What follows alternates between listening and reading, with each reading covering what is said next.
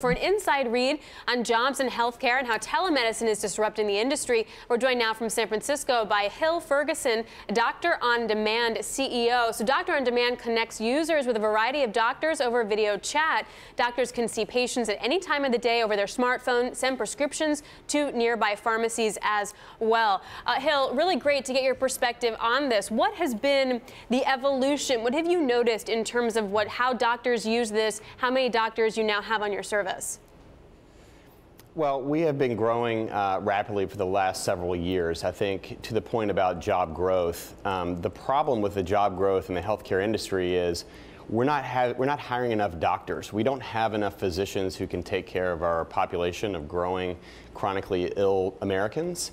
And so it's estimated today that there are 25,000 too few physicians in the U.S. That gap is expected to grow to 100,000 too few in the next 10 years. And so we're using technology to try to bridge that gap and to enable doctors to be more efficient with their time and basically focus on what they got into the profession for in the first place, which is to deliver patient care and not to be stuck doing half their hours of the day in doing administrative tasks in a hospital environment.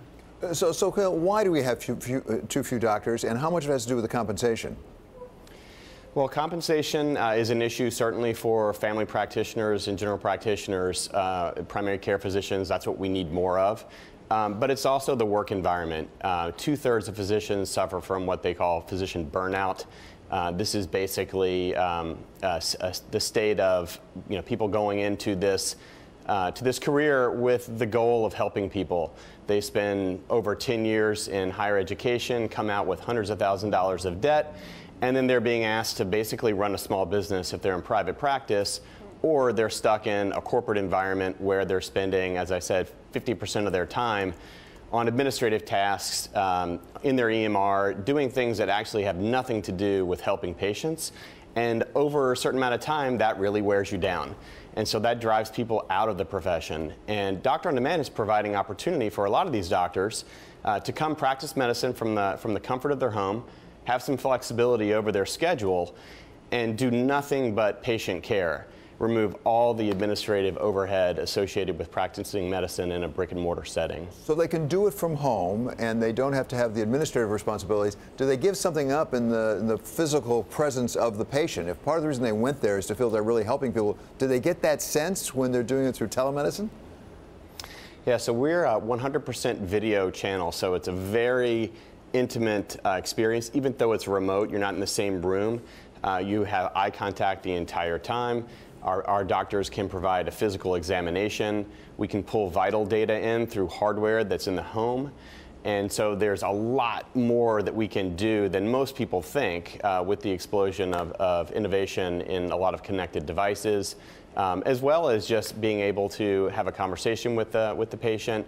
Our physicians are specially trained in video medicine to make sure that they can consult with the patient and teach the patient how to use their hands as if they were their own.